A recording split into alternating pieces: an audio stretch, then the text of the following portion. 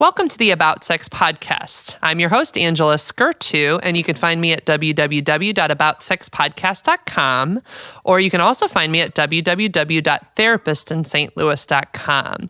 And today I am interviewing Karen Washington, who is an LMFT, and her goal in life is to make the world a better place, one sex life at a time. And we're also joined by her kitty. So if we hear every now and then a meow, know that that is her co-host.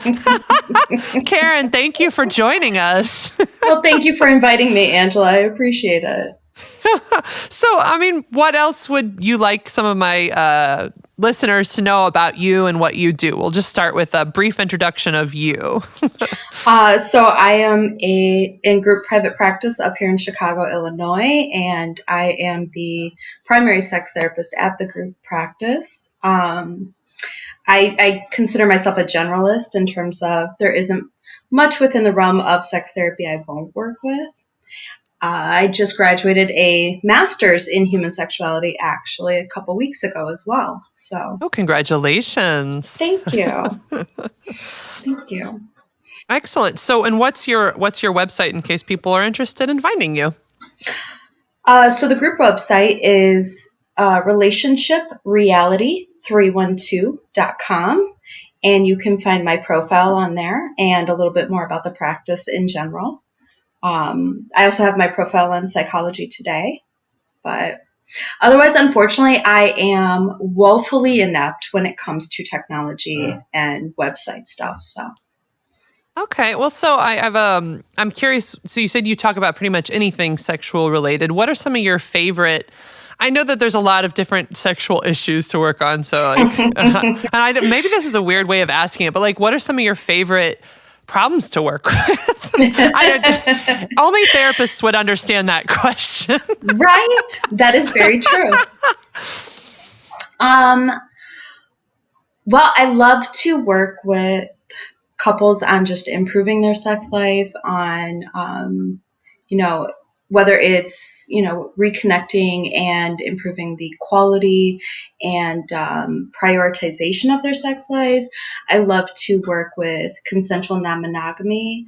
I love to work with, I don't know. I love all of it. I really do love all of it. That's the problem. No, that's why we do it. We love all your problems. That's the point. This is so exciting. Exactly. Exactly. All right. Now, before we get into this next conversation, I just want to stop to give us a word from our new sponsors. So I am now working with a really cool company called Let's Get Checked. You can find them at trilgc.com/staykinky. What's really cool about this company actually is that they're doing testosterone testing for men and hormone checks for men and women. A lot of people are struggling with hormonal imbalances and reduced testosterone levels, which really can impact your sex life. And so more and more men and women are trying to test their hormone levels to see how they're doing. 1 in 4 men over 30 are actually low in testosterone. Symptoms you might want to look at include fatigue, erectile dysfunction, low sex drive, anxiety, brain fog, even having a hard time making decisions, which is basically most of my client population. Just teasing. But enough of you who come see me are actually really struggling with testosterone levels and your sex drive. So what's cool about this group is you can pick from either a male hormone test kit, a female hormone test kit, or an STD test kit. And what's really cool is they send it right to you in your home. You do what you need to do to take the test. And depending on what test you use, you'll either have to do a blood sample or a blood sample and a urine sample. And then you send it back and everything's completely confidential. And basically, they deliver to your home, they collect your sample, they review your results for you. So depending on what happens with your test, they may provide a prescription in some cases. Usually it would only be for something like if they're treating STDs. If you do end up having something longer term like hormone therapy, then you'll likely be referred to a longer term provider. But at least you'll know where you stand. So it's really cool. Your results are available and they'll be reviewed by a physician. And then a nurse will contact you for a consultation over the phone. The Let's Get Checked laboratories are CLIA approved and everything is completely anonymous. So again, that website is trylgc.com/staykinky and use the coupon code STAYKINKY to get 20% off. What are some of the things that you really enjoy about helping a couple kind of find their groove again? You know, I know that's a common problem that couples face. I think that I've always had kind of a working hypothesis since much longer than I've ever studied this, that if couples can learn to talk about sex in a way that helps them relearn to prioritize it and get back into a groove of having a fulfilling sex life and however they determine what that looks like, that it has ripple effects on their overall dynamic and lives. And so to see that play out and them achieve what they define as success is so amazing. What are things you think couples need to do to make it a priority? I hear that a lot, but like, how do you kind of help people figure out what that priority is, what it should look like, or what it can look like? The word should can be kind of shaming. Yeah, I try not to use the word should very often. So I agree with you on that. But things that they can do, I mean, we talk about, goodness, I like to look at how often do they even touch and connect in general, not sexually, because I am noticing that they're trying to go from 0 to 100. So like if you have no physical interaction day to day, and then all of a sudden you want to have sex, it's like, well, who are you touching me?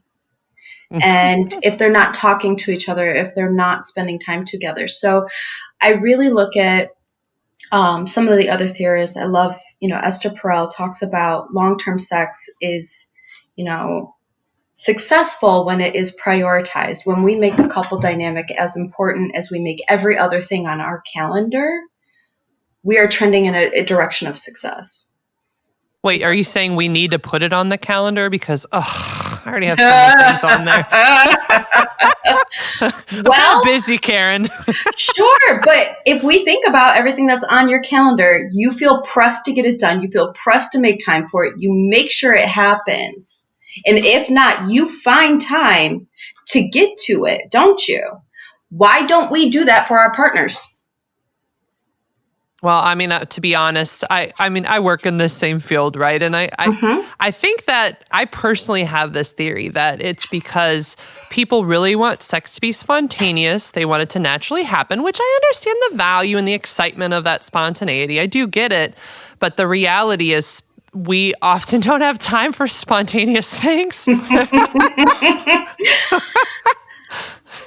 That's very true. We don't. And also, I mean, spontaneous, I feel like, takes the responsibility out of it, because even in the beginning of a relationship, which is this spontaneous sex idea that we hold up as the ideal, right? It's not really as spontaneous as we think it is, because, I mean, for me, I will speak for myself. When I was dating my partner years ago, in the beginning, we had to plan for the date, which meant that once we picked a day we were going to meet and we picked a time, I shaved my legs and I put on makeup and I found a really cute outfit and I made sure that everybody knew I was going to be busy and not to bother me that evening. You even thought about what underwear to wear. Just reminding you. And it matched. It matched. It matched. Absolutely. Absolutely. So if we go through all of that, that's not really spontaneous. Mm-hmm. I also would put perfume in certain places I wanted kissed. Absolutely. Just to put French. All those thoughts in, right? Oh, I know. How very French. It's like, he better kiss me right here in my elbow. No, but Karen, you bring up a great point. And part of that is that we don't realize how not spontaneous sex is. And you know what's funny? As you were talking, I was thinking about, since you mentioned the consensual non-monogamy population, like think of how much planning actually has to go in for 4 people or 3 people or even just 2 people to swap mates. Yes. There actually has to be a lot of planning.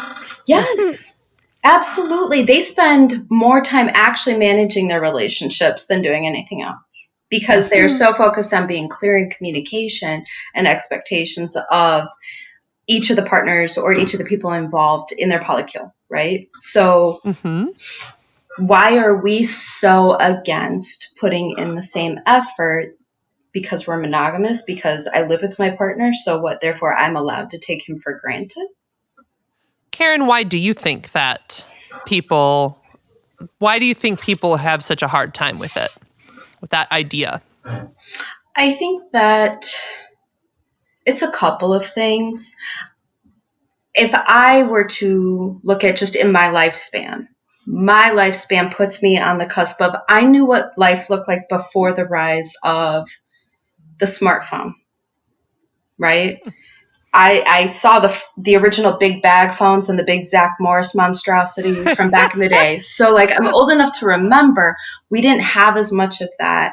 We didn't have to be on 24/7 with this expectation of like very little downtime, always going, social comparisons and social capital. Our jobs are demanding stuff. And now we have this idea of busy culture where if we're not busy, there's something wrong with us. I think all of those things play, but I also think that there's like, over time we gain comfort and a level of intimacy with our partner. And I wonder sometimes if that does not lend itself to an unintentional laziness. I could see that, actually. I definitely have seen with my couples, like an unintentional laziness, or just I think the assumption is it should be spontaneous and kind of naturally happen. So then when it stops being easy is probably the best way of putting it, because we did plan before, then we think there's something wrong with us, or there's something, like what happened to our relationship? Why is it suddenly broken? When actually I think it's kind of the natural course of the relationship too. But people who seem to do a better job with it know that that's the natural course and work with it and not against themselves. Are you seeing that too? Absolutely. Absolutely. If we can get beyond this idea of, when I see people accept the idea that the natural course of a relationship is you cannot remain in the state that you were in the beginning for the long haul without effort. That's the key. Karen, I want to ask you something. So I'd like to trail into non-monogamy a little more, since I haven't talked about it in a while. I think it'll be fun today. What do you think that monogamous people could learn from people who are in consensually non-monogamous relationships? I think they could learn a lot.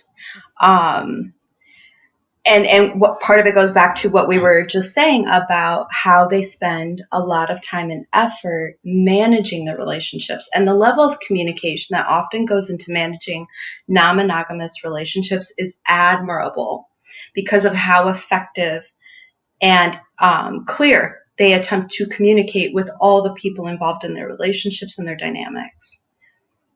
Like, what are some of the conversations you've seen that you've seen people having in non-monogamy that are kind of important conversations for maybe not global people, that's so weird to say, global, but the global populations, like, here's the type of conversation that could be beneficial? I think it goes starting with conversations about expectations of a partner. Okay. Like, if I'm going to enter into a relationship with you, I see often, and I'm sure it's not always the case, but I do see often that non-monogamous populations are very more overt in trying to ascertain expectations of each other so that they know that they can fulfill it because they're non-monogamous. So they're also not lumping every single expectation that they have of a partner onto one person and then exhausting that person. What's interesting about that, Karen? No, you're good. I want to add to that. Like, I've noticed that in monogamous relationships, people often have this sense of like implied expectation of what the relationship should look like. And so a lot of what we're sorting in a monogamous relationship is what do you expect that's unreasonable? Or do you even have the same expectations? Whereas, to your point, like, people in non-monogamous relationships they may have expectations, but they really clearly communicate them, or they try to figure those out with each other. Right. Absolutely. And I think there is a myth behind monogamy. And Esther Perel's talked about this in a few of her different talks as well, around the idea of, we once had a lot more people involved in our lives. And so therefore kind of had multiple resources to gain stuff from. And we do see that in non-monogamous communities now, where they have different people that they can have different expectations fulfilled from. But monogamous people have this implied expectation that my partner is supposed to be my best friend, my confidant, my ally, my family, my friend, and my lover all the time. Mm-hmm. That's a lot. What do you think is the challenge or the harm that's done with that? Well, when they screw up and can't fulfill a thing or fulfill the thing in the way that you want them to, then what, right? Mm-hmm. And it is a lot to ask. It is. I mean, I see people right now, and to your point about even these implied expectations of, are you even having the same relationship then?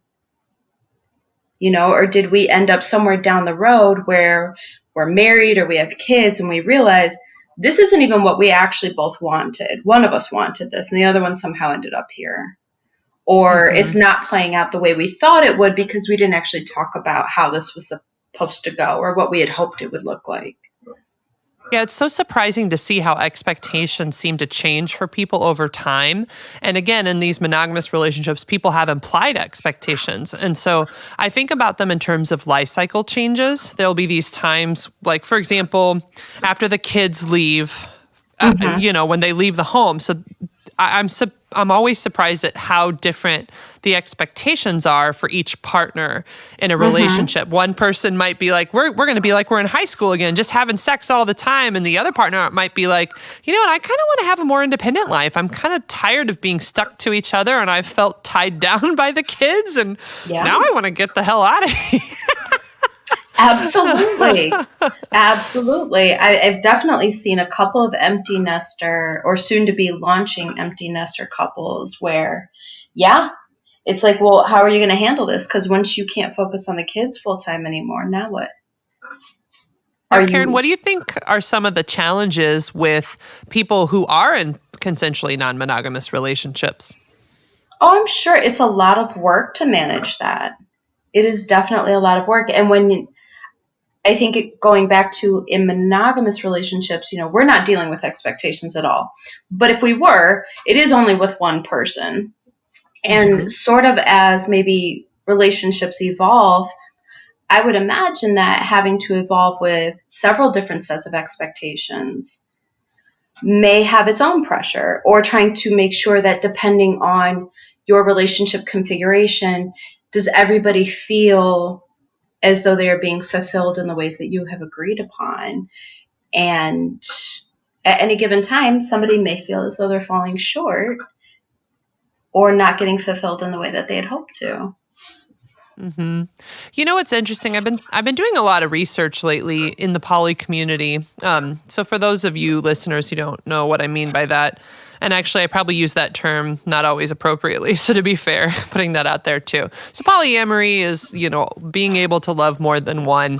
Consensual non-monogamy is the term that we like to use. That's more of an umbrella term that's kind of describing the population of like people who are exploring. But in consensual non-monogamy, there can be swingers, there can be polyamorous people, there can be in open relationships, there can be not like I've heard of relationship anarchy or anarchists. So like there's multiple terms just so people listening kind of know.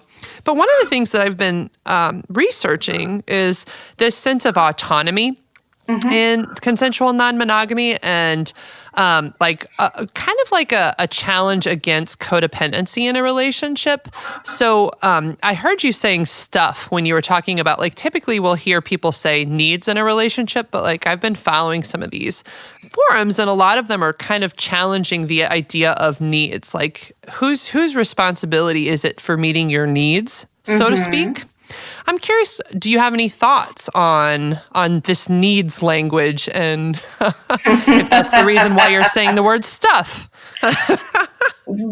Well, I do have a few thoughts on needs as a general term of things that come up in a relationship, right? To me, there's needs, wants, and deal breakers. Okay. So needs are things that I absolutely fundamentally have to have in order, in my opinion, these are things I need to have fundamentally for this relationship to work, right? So I need a level of honesty. I need a certain level of communication, etc. Whereas I think then there's wants. I feel as though they get conflated sometimes. Okay. Because I think, and it goes back to, am I placing too many expectations on my partner to be this end all be all or to do everything for me, when in fact some of these things I need to be doing for myself. Yes, something I'm learning. Keep going. Well, just thinking about like maybe an attachment, right? If we think about attachment styles, anxious attachment people, you need to make me feel safe and secure. Well, sure, but what are you doing for yourself to build your own secure attachment? So I think it's kind of more of a both and maybe. Okay. Yeah, I'm definitely seeing personally, I like your wants and I want to hear your deal breakers too, but like in this wants category, I'm starting to use that particular term a little more because I'm starting to think about as needs, people, how much are you actually meeting your own needs and fulfilling yourself in life? Right.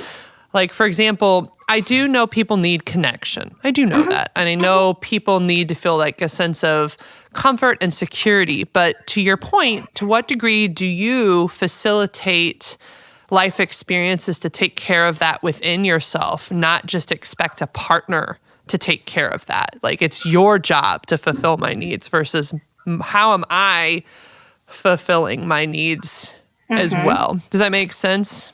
Yes, it absolutely does. And I agree. Like, what am I doing for me? Or am I sitting at home all day waiting for him to do a thing for me? Well, that's very interesting. Do you see that happening, like either population monogamous or non-monogamous? How do you see that kind of playing itself out with some of your couples? I mean, I definitely see some people having, especially emotional needs, like referencing back to the idea of security. Well, you did a thing to make me feel anxious. Okay, so maybe we can talk about the thing they did that made you feel anxious and if this is something to be modified behaviorally or not. But like, how are you self-soothing? How are And you for people, trying to make yourself feel better about the thing they did? And is it even something you need to be anxious about? so to teach people a little bit, because I do like to teach people here and there, what is an example of self-soothing? I mean, depending on how somebody's anxiety expresses, if am I getting anxiety is what? Fear of the future, fear of the unknown, right? Often motivated by that. So I'm over here worrying about something. Well, is there even something to worry about? Can I check my own reactions and find out, are they even based in any kind of reality? Or am I fixated on this thing unnecessarily and causing myself this anxiety? Exactly. And I'm seeing that with my clients too, where they struggle with, like, you made me anxious, you made me angry, you did this, and it's your job to fix it. But a lot of times, I don't know, I just don't know if people have been taught kind of an emotional intelligence around, here's what you can do to manage this anxiety. So that you can get into a better place. That doesn't mean you can't advocate for yourself and then like talk about to your partner, here's some things that can help with this, but ultimately it's still your responsibility to manage and tend to your own anxiety. Absolutely. And this whole like you made me feel a thing, I kind of operate from like I will have an emotional reaction based on a thing my partner did, sure. But he can't make me feel something. I allowed myself to feel that. And either I dealt with it or I wallowed in it. Oh, I like that too. I dealt with it or I wallowed in it. Because I know that certain things can create feelings, right? Like if somebody hurts you, if somebody crosses a boundary, there's actual things that create emotions. But ultimately, whether you take that and like sit and wallow, I like wallow, that's a good word. It's like, I'm just going to stew in this for a time. Or whether you take it and kind of consciously say, what's going on for me? How do I feel about this? What do I need to feel a little more calm in my own skin? And then address this. It's just a very different process than you made me. It feels very controlling. I don't know. Well, it feels both controlling, but it also feels like, where are you in that equation then? Oh, your partner made you feel a thing? Where are you in that? What are you doing with that? Because it's still you. So in that way, it feels, I don't know, it almost feels like it has a hint of codependence to it. Like my emotions are totally based on what you do or don't do, which is a whole other bag of pressure then laid upon the relationship. Yeah, a lot more pressure than maybe is necessary. Mm-hmm. So just to shift the topic a little bit, I know that you have done some work in your college. Is it okay for me to mention? You have it on your questionnaire here. So there's you had mentioned in your questionnaire that there's an introduction of an ASEX certification program at Adler University, and Adler is where you work. Tell Yes. me, were you kind of one of the people who got that going, or tell me a little more about that? So I went to the program chair. So I teach in the couple and family therapy department right now. And this is also where I got my first master's at. So in the course of teaching during the first year that I was there, I went to the program chair and just asked about introducing sex therapy as an option there. And really what I'm gunning for is something much bigger. But for now, they agreed on introducing a sex certification into the couple and family therapy department. So myself with Department Chair Christina Brown, who's originally from Missouri, and Katie Roach, who was a student of mine and will now be a colleague of mine, we worked our tails off to get a whole bunch of data collected as to why this is super important and relevant, and sent it upstairs, and the board accepted implementing ASEX certification. Oh, awesome. And what kind of got you, I always ask this of my sex therapist, but like what interested you in the field? Why have you gone down this path, Karen? Honestly, I have been interested in sex as a subject matter and the dynamics of sex in relationships for as long as I can remember. I had to be like 12 or 13 years old, and I think I was reading Men Are From Mars, Women Are From Venus, because it was the big book at the time, and just being like, okay, there's something there, right? Mm-hmm. And so it's been a very big topic of interest to me for a very long time. I did not decide to become a sex therapist, though, until my late 20s. So, and what were some of your steps along the way? So I actually went to college originally to be a pre-law major. That's an interesting switch. Right. And through some twists and turns and everything else, I was a pre-law major all the way up until, about 2007. I was still intending on going into law, and I was talking to my therapist at the time, and she's like, Karen, you'll be a great lawyer. She's like, I have no doubt you do fine with it. She's like, but I don't think, she's like, something tells me that's not for you. And I was like, oh, okay. Really? I was like, so you tell me, what should I be when I grow up? Because in 2007, I'm already like 25 years old. I'm a year and a half from graduating my undergrad finally. I was like, so what am I supposed to be? And she's like, I don't know, but not that. She's like, go home and think about it. And I was like, oh, okay, thanks. It's like, I'm just going to shift your whole college career here. So I went home and I thought about it for like 2 weeks. And she had asked me, she's like, well, what are you good at? And how would you get paid for it then? And I thought about it and thought about it. And I was like, well, the one thing I'd love to do is talk about sex. So I was like, well, can I get paid to talk about sex all day? And she's like, why don't you become a sex therapist? I was like, sold. All right. Literally, what is it? I've got like 4 or 5 trimesters left at DePaul at the time. And I go into the advisor's office, and I was like, I have to switch my major now. That was it. That's really funny. A counselor's like, yeah, this isn't for you. You need to shift your path. You're doing it wrong. That's funny. Kind of bold, I guess. Well, to be fair, we had the relationship where she could do that, and I actually greatly appreciate that she did. And I thank her to this day for kind of steering me in a different direction, because I love what I do. And I think she's right. I would have been a great lawyer, but I don't know that I would have had this much fun. Yeah, and this much passion too. It's really important to just love the work that we do. Mm-hmm. I'm curious.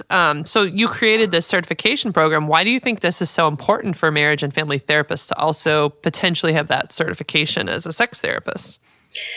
I think that as much as I love the field of MFT, marriage and family therapy, I love it. It's my home. I'm a little bit of an MFT snob. And we all are. It's okay. Right?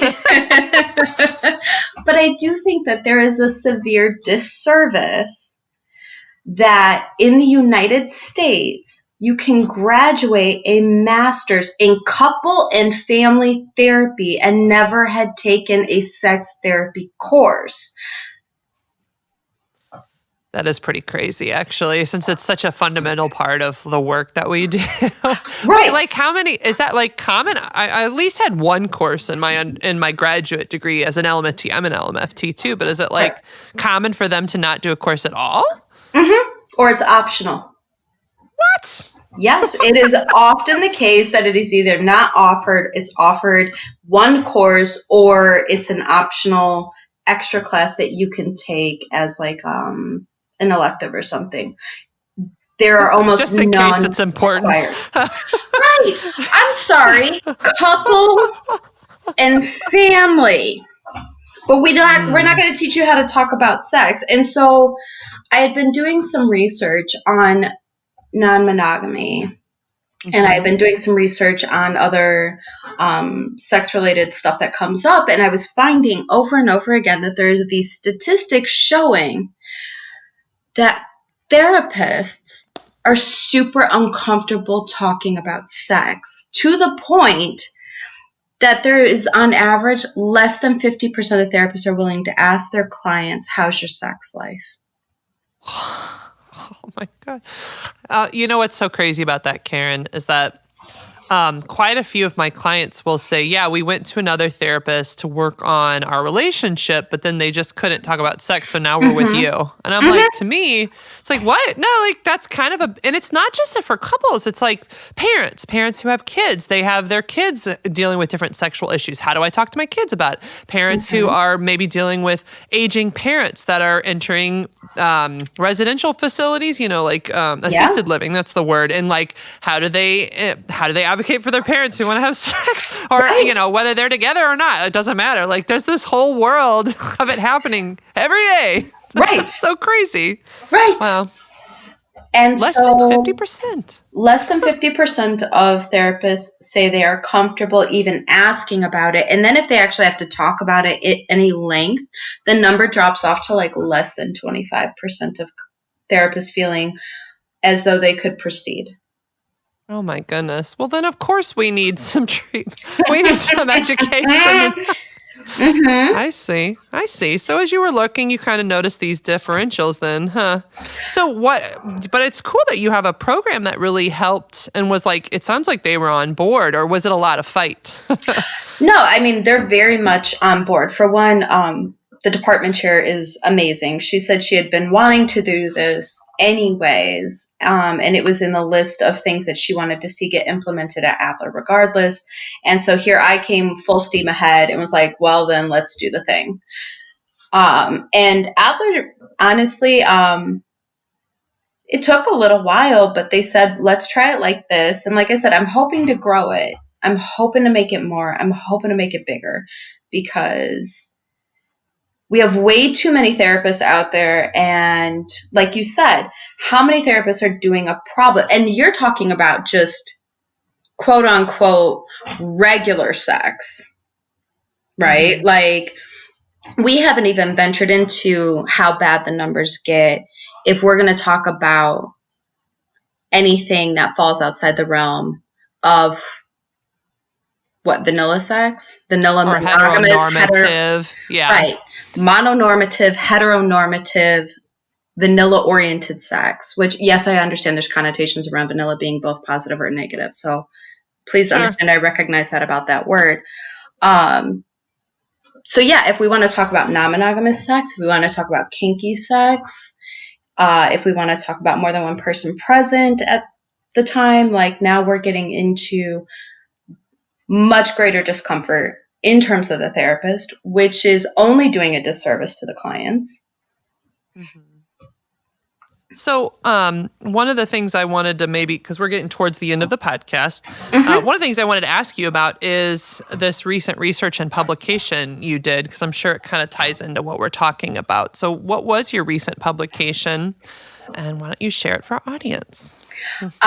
So the title of the journal article is Exploring the Connection Between Autoimmune Disorders and Painful Sex in Ova-Having Bodies.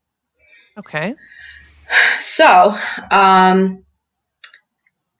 first I'll go through and say that the term ova-having was very specific to what we were doing in terms of an inclusive set of language. We didn't want to use woman or female because we recognize that not all people that have ovaries identify as woman.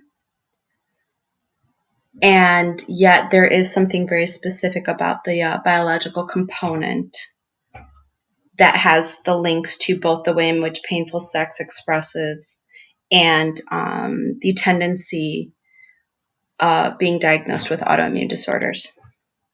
So what are some of the things you found in your research? Well, it started with, I noticed it in my practice. I have noticed a statistically significant number of the persons I see that report painful sex also have a comorbid diagnosis of an autoimmune disorder. And that got me wondering, like, is there something there that's having both of those things show up so frequently in so many different clients too? And the autoimmune disorders aren't even the same, but they're all reporting an autoimmune disorder and they're all reporting painful sexual experiences. So, myself, like, what's an example of a couple of autoimmune disorders? Because not everybody knows which, just 2 or 3 that are common ones that might be comorbid. I don't know that they're common, but ones that I'm seeing are like rheumatoid arthritis and painful sex.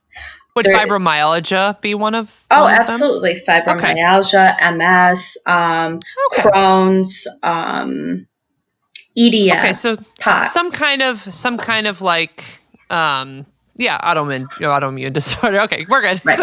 So what are some of so you're seeing links with people who have those disorders or diseases having painful sex?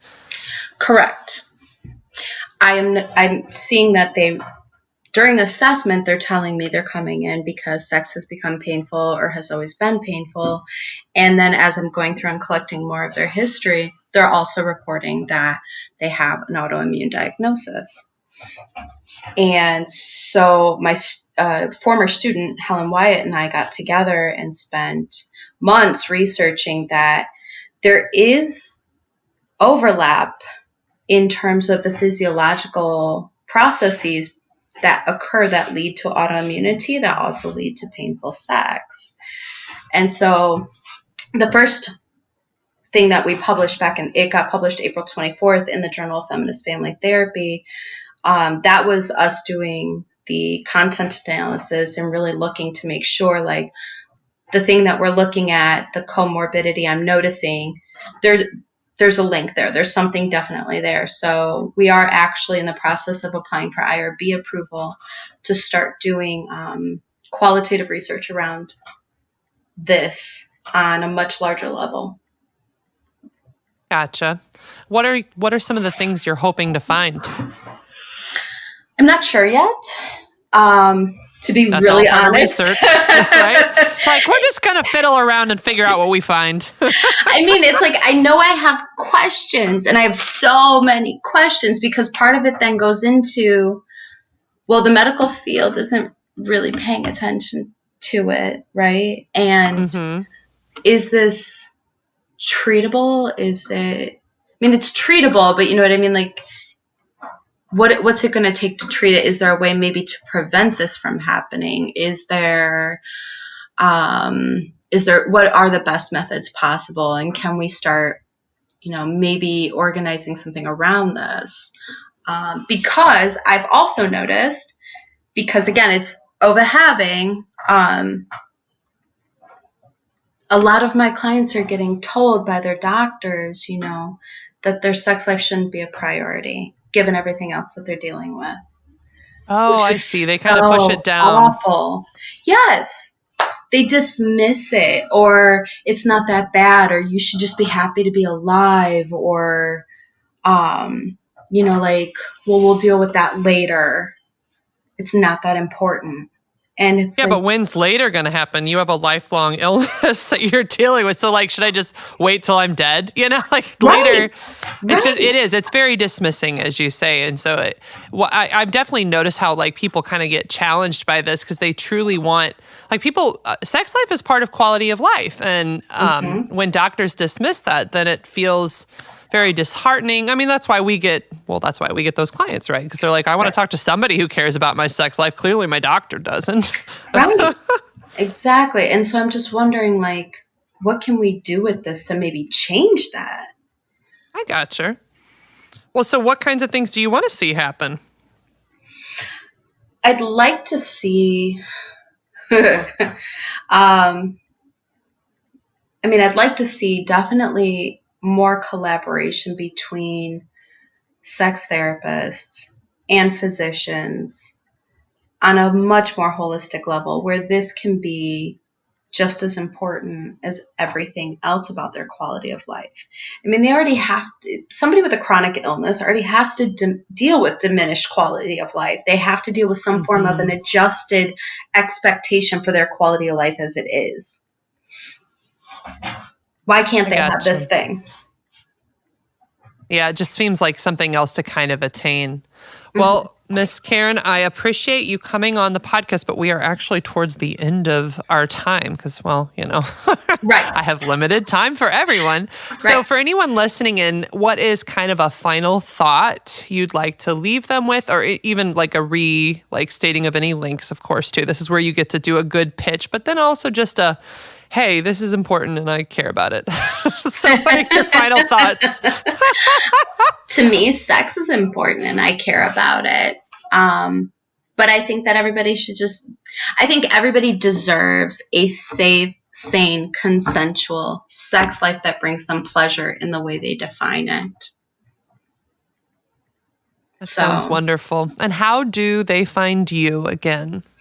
So you can find me on relationshipreality312.com.